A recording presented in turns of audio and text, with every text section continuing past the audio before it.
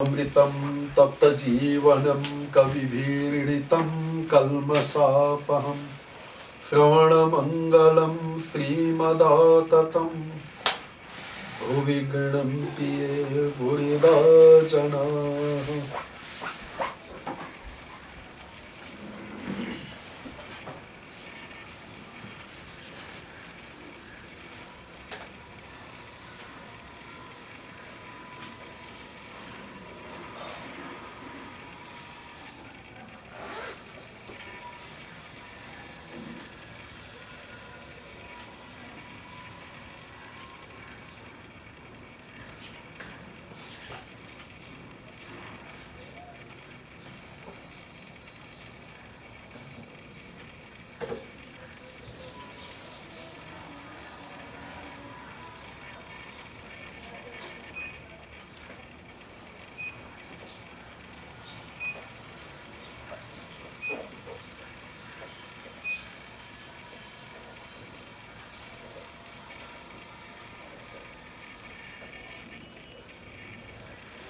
श्री श्री रामकृष्ण वचनामृत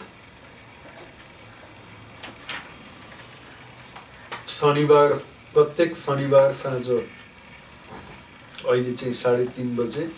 आज अलिकति ढिलो भयो अनि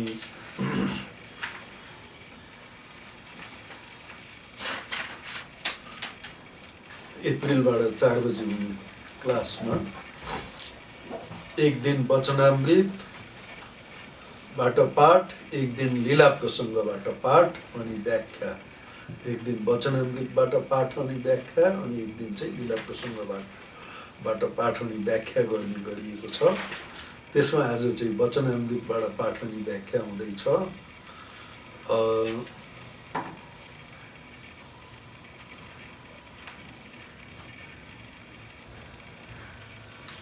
द्वितीय दर्शनमा मूर्ति पूजा को संबंध में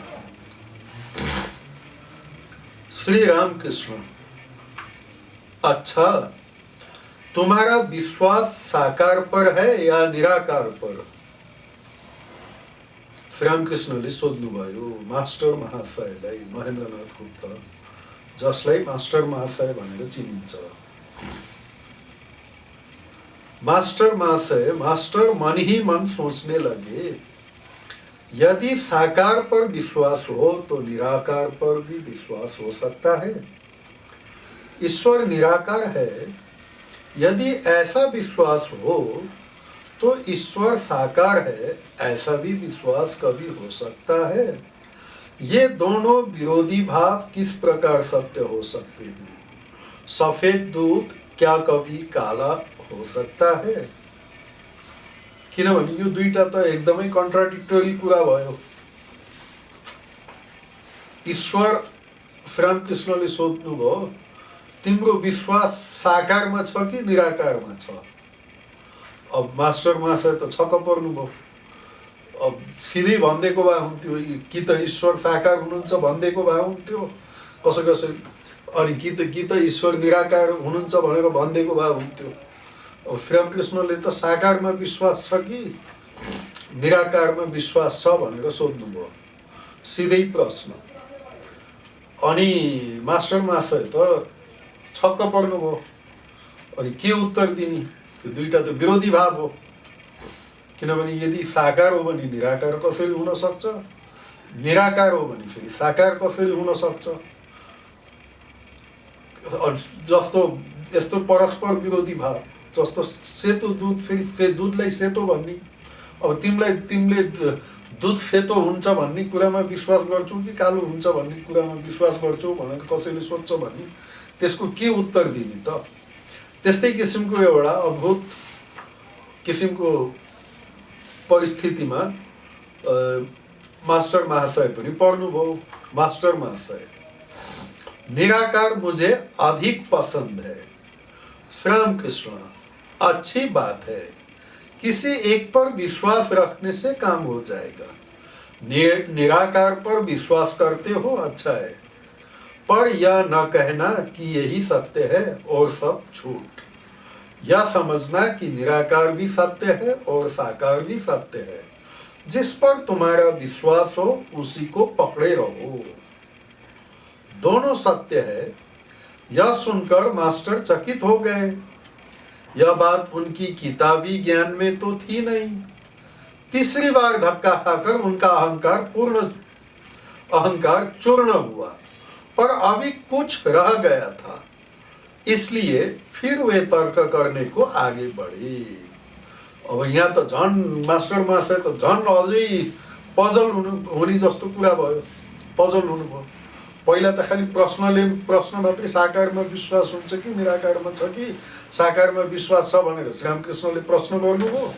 अनि उहाँले आफ्नो विश्वास अनुसार उहाँले भन्नुभयो मलाई निराकार नै ठिक छ, पसन्द छ।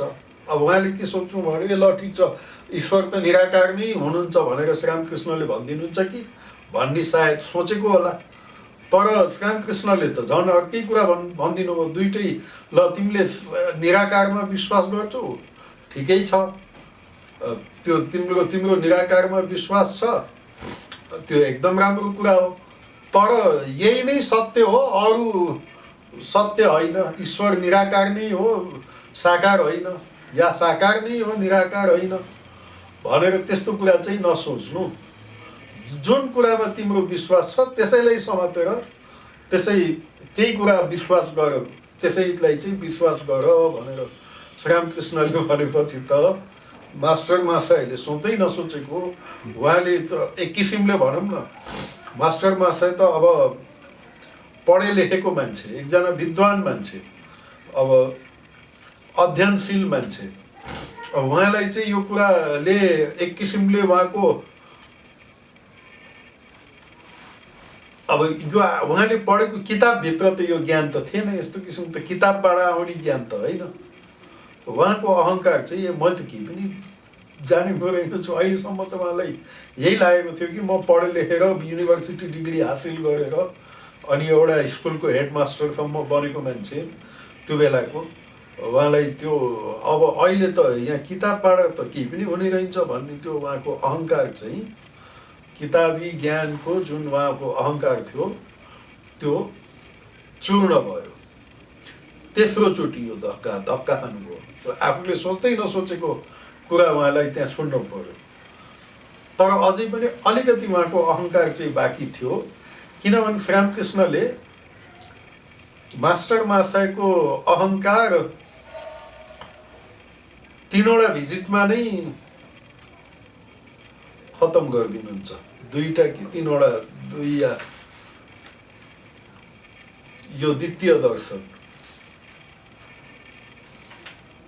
अनि अर्को 2-3वटा भिजिटमा नै उहाँले यो कति यो द्वितीय दर्शन होला।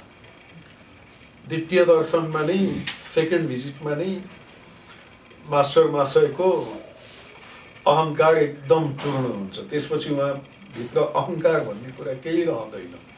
श्रीरामकृष्णले भन्नुभएको छ एकदम पक्का यदि ठिक गुरु हो भने चाहिँ शिष्यको अहङ्कार एकचोटि या 2चोटि तर्क गर्ला, धेरैभन्दा धेरै 3चोटि तर्क गर्ला, त्योभन्दा बढी उसले त्यसपछि उसको अहङ्कार आफै नष्ट हुन्छ। ठिक सद्गुरु हो भने चाहिँ। नत्र साधारण गुरुको उसमा पढ्यो भने शिष्यको अहङ्कार नष्ट हुँदैन भनेर भन्नुभएको छ। यहाँ चाहिँ अब त्यो कुरा मास्टर महाशयलाई स्वयं बोध सुरुमै थाहा भइहाल्छ। यहाँ पछि गएर वचनामृतमा उदाहरण आउँछ। एकचोटि श्रीरामकृष्ण उता दक्षिणेश्वर आफ्नो कोठाबाट सल्लाहघारीतिर जाँदाखेरि एउटा भ्यागुताले कराएको आवाज सुन्नुहुन्छ। भ्यागुता कराएको, अनि ल कुनै साँपले समात्यो होला भन्ने सोचेर फेरि अगाडि जानुहुन्छ सल्लाहघारीतिर। त्यहाँबाट फेरि फर्केर आउँदाखेरि पनि त्यही भेगुताको आवाज आइरहेको छ। के भयो यस्तो, यो भेगुता यति धेरै बेरसम्म किन कराइरह्यो? साँपले समातेको भए त 1 2 3 चोटि, एकचोटि या 2चोटि म्याक्सिमम 3चोटि कराउँदा नकराउँदै निलिहाल्थ्यो साँपले, शान्त भइहाल्थ्यो। किन यति बेरसम्म करायो भनेको त्यो एउटा जल सर्पले समातेको रहेछ। कोब्रा अब एकदम नागले समातेको हुन्थ्यो भने ठुलो खतरनाक नाग साँपले समातेको हुन्थ्यो भने एकचोटि 2-3 चोटि भित्रमै त्योभन्दा बढी उसले कराउनै सक्दैन भेगुता। तर त्यो साधारण साँपले साधारण जलसर्पले समातेको हुनाले भ्यागुताले यसो गएर के भएछ भनेर गएर हेरेको त भ्यागुतालाई साँपले त समातेछ, मुखमा हालेछ, तर निल्न पनि सकेन, ओकल्न पनि सकेन। यता न उता त्यसको त्यो साँपको पनि एकदमै दुर्दशा, साँप पनि छटपटाइरहेको छ अनि भ्यागुता पनि छटपटाइरहेको छ। अब त्यो ननिक्लन सक्छ, न भित्र साँपले निलेर खतम पार्छ। यता न उता त्यो विपदमा परेको। अनि श्रीरामकृष्णले सोच्नुभयो यो साधारण जलसर्पले समातेको भए यस्तो भएको, ठुलो नागले समात्यो भने, कोब्राले समात्यो भने 1-3 चोटिभन्दा बढी त्यो भेगुतालाई कराउनै पर्दैन, त्यो त्यसै बिचमा नै शान्त भइहाल्थ्यो। यो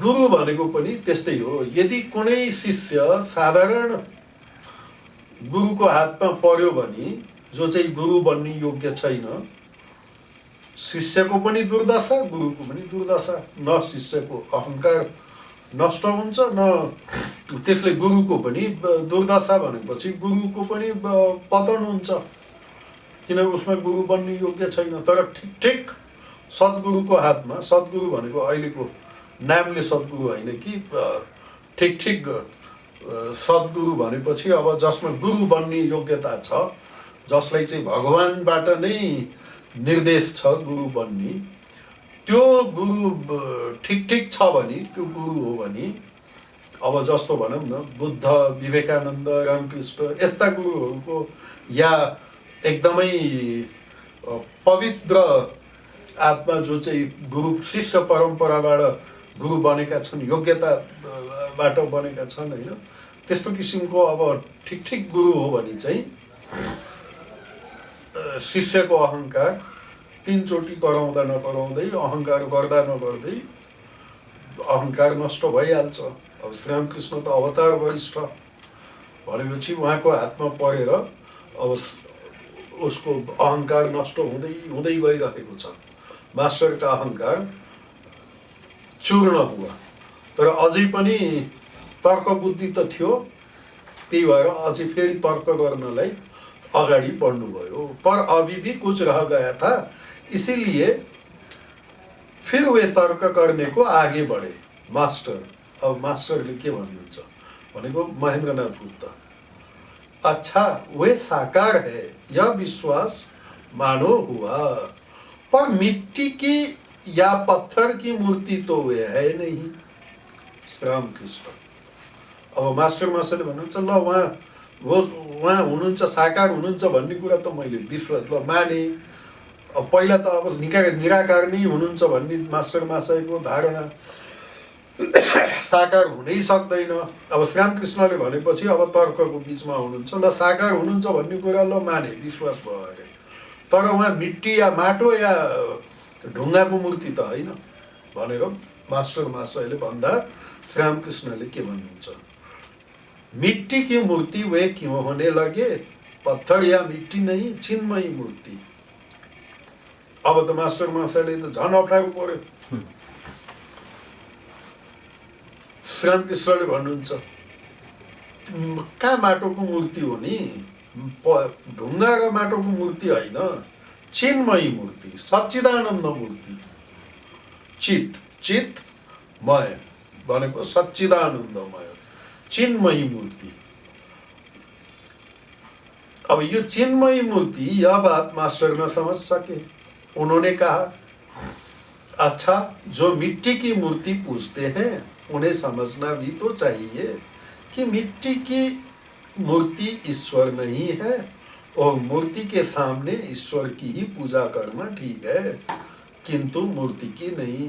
अब मास्टर महाशय त नयाँ श्रीरामकृष्णलाई भेट्न आउनु भएको, प्रथम या दोस्रो भिजिट त हो, दोस्रो चोटि त आउनु भएको छ, दोस्रो चोटि।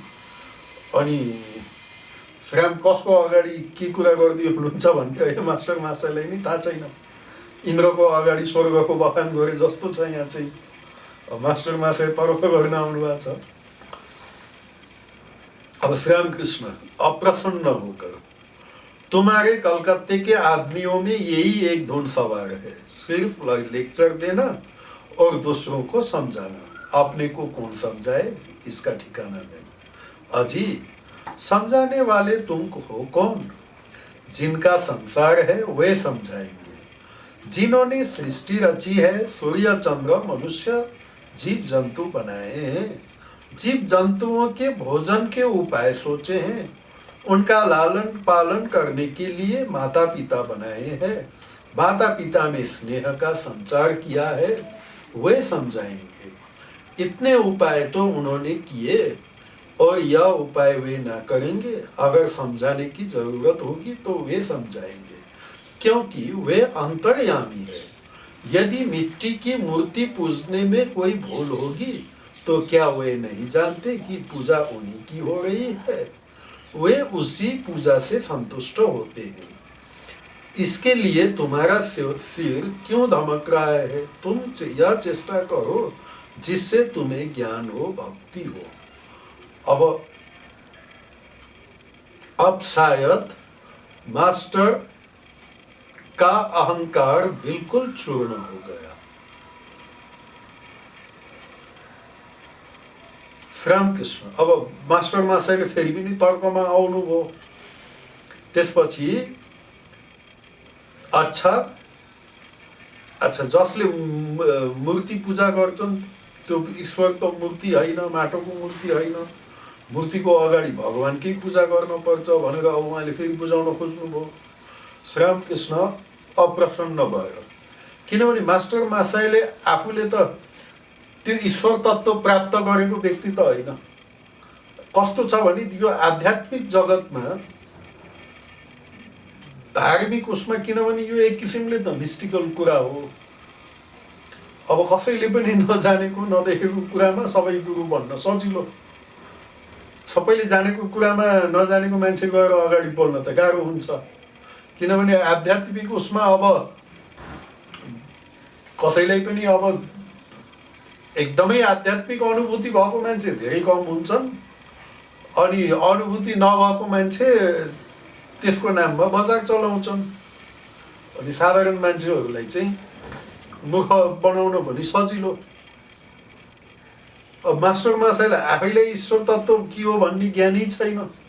श्रीरामकृष्ण त अवतार वरिष्ठ स्वयं ब्रह्मज्ञ पुरुषको अगाडि मास्टर मासाईलाई केही थाहा नभएको मान्छे त्यहाँ चाहिँ उहाँले अब यो तर्कवादमा आउँदै हुनुहुन्छ। अब श्रीरामकृष्ण अप्रसन्न होकर, तुम्हारे कलकत्ते के आदमियों में यही एक धुन सवार है। अब यहाँ कलकत्ता भनेर ठ्याक्कै कलकत्ता, किनभने त्यो बेलामा श्रीरामकृष्ण गाउँमा बस्नुहुन्थ्यो दक्षिणेश्वर, अनि कलकत्ताको सेरोफेरो वरिपरि अब पश्चिमी सभ्यताको अनुसार पश्चिमले ल्याएको शिक्षाले शिक्षित भएर त्यो तर्क बुद्धि उनीहरूबाट आएको थियो। आफ्नो संस्कृतिलाई राम्रोसित निहालेर हेरेका पनि थिएनन्। अनि त्यही सुधारवादी, यो सुधार ल्याउनु पर्छ, त्यो सुधार ल्याउनु पर्छ, हाम्रो संस्कृतिमा यो भुल छ, त्यो भुल छ भनेर चाहिँ अभियान पनि चलाउने, तर आफैले राम्रोसित नबुझेका त्यस्ता खाले आज पनि देखिन्छन्। त्यस्ता खाले मान्छे जसले जे अभियान चलाइरहेको छ उसले बिचरा त्यही कुरा राम्रोसित बुझेकै छैन।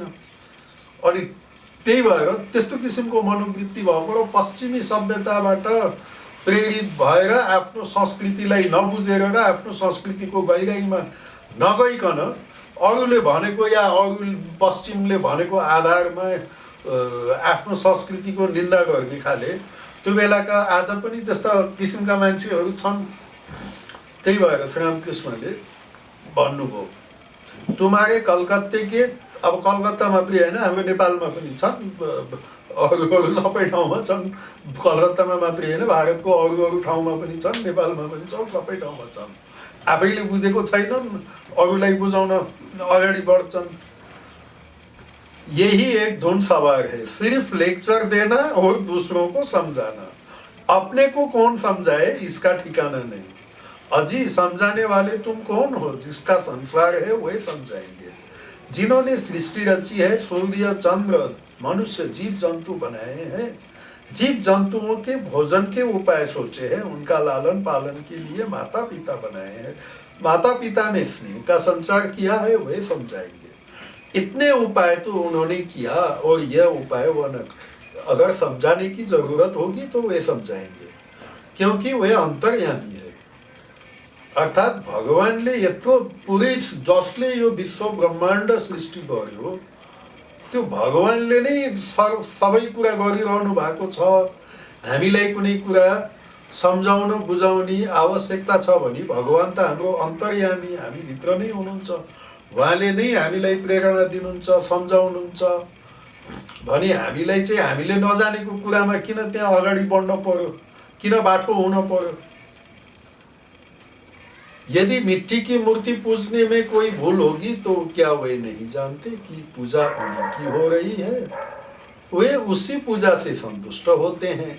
इसके लिए तुम्हारा सिर क्यों धमक रहा है, तुम यह चेष्टा करो जिससे तुम्हें ज्ञान हो, भक्ति हो। अब मूर्ति को पूजा में यदि भूल्छ भने तो भगवानलाई त थाहा छ, पूजा मेरै उसले मूर्तिको माध्यमबाट होस् या फोटोको माध्यमबाट होस् या अरू कुनै माध्यमबाट होस्, जानेर नजानेर उसले मलाई नै पुकारेको छ भन्ने भगवानले त जानिहाल्नुहुन्छ, उहाँलाई त थाहा छ, उहाँ त अन्तर्यामी हो। अब यसमा हाम्रो किन टाउको दुखाइ। अब श्रीरामकृष्णले भन्नुहुन्छ तिमीले यो चेष्टा गर जसले तिमीलाई ज्ञान होस्, भक्ति होस्, अर्थात् तिमीले आफूले साधना गर, भगवानलाई पाउने चेष्टा गर।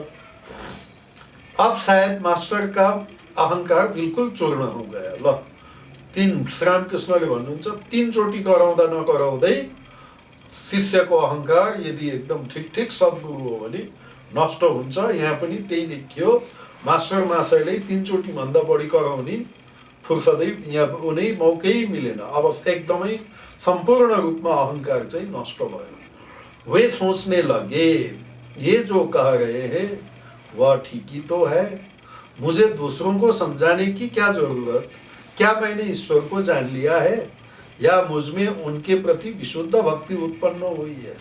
स्वयं के सोने के लिए जगह नहीं और लोगों को न्यूनता दे रहे हैं, स्वयं को कुछ ज्ञान नहीं, अनुभव नहीं और दूसरे को समझाने चले हैं। वास्तव में कितनी लज्जा की बात है, कितनी हीन बुद्धि का काम है। क्या यह गणित, इतिहास या साहित्य है कि दूसरों को समझा दे, या ईश्वरीय ज्ञान है। ये जो बातें कर रहे हैं ये कैसे हृदय को स्पर्श कर रही है। यो श्रीरामकृष्ण को कुराले मास्टर महाशयको हृदयलाई स्पर्श गर्यो, किनभने उहाँमा पनि त्यो केही न केही संस्कार लिएरै आउनु भएको थियो। किनभने उहाँ त अवतारको पार्षद हो, पार्षद भएपछि अवतारको पार्षद भएर त साधारण मान्छे त आउँदैनन्। मास्टर महाशय पनि साधारण मान्छे त होइन, उहाँमा पनि आध्यात्मिकता थियो, तर केही अलिकति ढाकेको थियो होला कुनै उसले। त्यो श्रीरामकृष्णको अगाडि आएपछि, सामनेमा परेपछि त्यो चाहिँ गयो। र मास्टर महाशयले अब यो कस्तो किसिमको, अब अहिले बल्ल मास्टर महाशयले चाहिँ यो रियलाइज गर्नुभयो, यो अनुभव गर्नुभयो। साँच्चै त कतिको यो लाज मर्नु कुरा हो, आफूलाई नै थाहा नभएको कुराको विषयमा अरूलाई ज्ञान बाँड्दै हिँड्ने। आफूलाई न भक्ति भएको छ, न ज्ञान भएको छ, न केही भएको छ, केही पनि भएको छैन, अनि अरूलाई ज्ञान बाँड्ने, अनि भगवान यो हो त्यो हो भनेर आफूले जान्दै नजानेको कुरामा तर्क गर्ने कति लज्जास्पद कुरा रहेछ भन्ने मास्टर महाशयलाई बल्ल त्यो चाहिँ अनुभव हुन्छ, त्यसलाई रियलाइज गर्नुहुन्छ। अनि यो त ईश्वरीय ज्ञान हो र श्रीरामकृष्णले भनेको कुरा एकदमै उहाँको भित्र एकदमै मर्मस्पर्शी हुन्छ र त्यो भित्रसम्म त्यो मास्टर महाशयलाई छुन्छ। श्रीरामकृष्ण के साथ मास्टर का यही प्रथम और अंतिम तर्कवाद था। श्रीरामकृष्णसित मास्टर महाशयको यही नै प्रथम र अन्तिम तर्कवाद थियो। त्यसपछि मास्टर महाशयले श्रीरामकृष्णसित कहिले पनि तर्क गर्नु भएन, सम्पूर्ण रूपमा शरणागति हुनुभयो। त्यो शरणागति मास्टर महाशयलाई यसरी मास्टर महाशयको अहंकार पूर्ण रूपमा चूर्ण गर्नुको पछाडि एउटा श्रीरामकृष्णको विशेष उद्देश्य थियो। किन भन्दा श्रीरामकृष्णको उपदेशलाई जस्ताको तस्तै लेख्नको लागि आफ्नो बुद्धि खटाएर आफूले इन्टरप्रेट गरेर लेख्यो भने श्रीरामकृष्णको उपदेशमा केही न केही विकार आउन सक्थ्यो। एकदमै जस्ताको तस्तै श्रीरामकृष्णको उपदेश आजसम्म यस्तो किसिमको कोही शिष्य भएको थिएनन्। कुनै पनि अवतारको या कुनै पनि त्यस्तो महापुरुषको उपदेशलाई जस्ताको तस्तै थोरै पनि नबिगारिकन एकदमै एज इट इज आजसम्म कुनै अर्को शास्त्र लेखेको छैन। कुनै न कुनै प्रकारले गुरुले भनेको कुरा शिष्यको आफ्नो विचारसँग मिश्रित भएर नै हामीसम्म आएको छ। तर मास्टर महाशयको यो तर्कवादलाई खत्म गरिदिएर अहङ्कारलाई कम्प्लिटली एकदम सम्पूर्ण रूपमा चूर्ण गरेर मास्टर महाशयलाई चाहिँ श्रीरामकृष्णले एउटा एकदमै योग्यतम इन्स्ट्रुमेन्ट एउटा यन्त्र बनाउनु भयो, जसद्वारा श्रीरामकृष्णको सम्पूर्ण उपदेशहरू लेखिए। सर मास्टर महाशयमा त पहिल्यैदेखि एकदमै स्मरण शक्ति पनि एकदमै तेज थियो, उहाँको मेमोरी एकदमै राम्रो थियो, अनि उहाँको फेरि डायरी लेख्ने बानी पनि थियो। सबै त्यो श्रीरामकृष्णका उपदेशहरू लेख्नको लागि उहाँ चुनिएरै आउनुभएको थियो। अलिकति कमी बाँकी थियो, त्यो यदि रहन्थ्यो भने, त्यो तर्क बुद्धि रहन्थ्यो भने मास्टर महाशयले श्रीरामकृष्णको उपदेशलाई सुनेर आफ्नो कुरासित मिश्रित गराएर त्यो हामीसम्म पुग्थ्यो होला।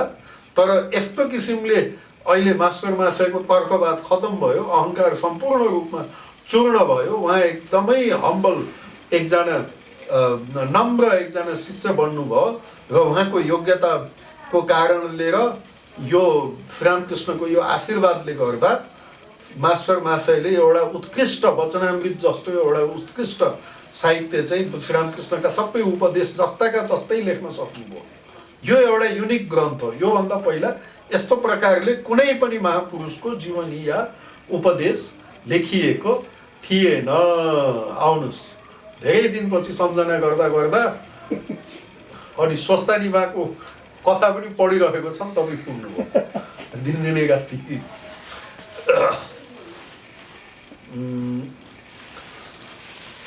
अब भक्तिको उपाय। अच्छा, मास्टर अंतिम तर्कवाद था श्रीरामकृष्ण, तुम मिट्टी की मूर्ति की पूजा की बात कहते थे, यदि मिट्टी ही की हो तो भी उस पूजा की जरूरत है। देखो, सब प्रकार की पूजाओं की योजना ईश्वर ने ही की है। जिनका यह संसार है उन्होंने ही यह सब किया है। जो जैसा अधिकारी है उसके लिए वैसा ही अनुष्ठान ईश्वर ने किया है।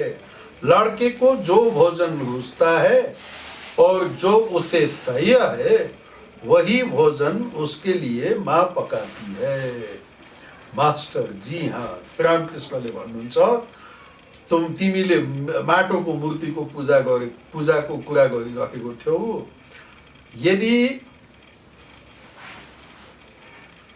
माटोकै मूर्तिको भए पनि त्यो पूजाको पनि जरुरत छ। सबै किसिमको पूजाको विधि विधान भगवानले नै गर्नुभएको हो, कुनै मान्छेले गरेको होइन। यो जसको यो संसार हो उहाँले नै, त्यही भगवानले नै यो सब विधान बनाउनु भएको हो। किन भन्दा जो जैसा अधिकारी है उसके लिए वैसा ही अनुष्ठान ईश्वर ने किया है। अर्थात् जो जस्तो किसिमको पूजाको अधिकारी छ त्यस्तै प्रकारले भगवानले भिन्न भिन्नको पूजाको विधान गर्नु भएको छ। किनभने अब सबभन्दा त उत्तम हो ब्रह्म सद्भाव, ध्यान भवति मध्यम, स्तुति पूजा अधम भाव, बाह्य पूजा धमाधम भनेको सबभन्दा लोवर। अब बाह्य पूजा भयो, बाह्य प्रकारले यसरी पूजा गर्ने, विधि विधानबाट पूजा गर्ने, यन्त्रको माध्यमबाट पूजा गर्ने, त्यो भन्दा अझै माथि भयो जप ध्यान स्तुति जप, त्यो अझै माथि भयो ध्यान जप र स्तुति जप चाहिँ त्यो भन्दा माथि, बाह्य पूजा भन्दा माथि स्तुति जप भन्दा माथि ध्यान, ध्यान भन्दा माथि पनि सबभन्दा राम्रो त निर्विकल्प समाधिमा लीन हुनु भन्दा त्यो भन्दा ठुलो पूजा त केही पनि छैन। तर अब ब्रह्मज्ञ निर्विकल्प समाधिमा लीन भएर बस्न सक्ने मान्छेले ध्यान गर्नु त भुल हो भन्न भएन। ध्यान गर्न सक्ने मान्छेले जप गर्न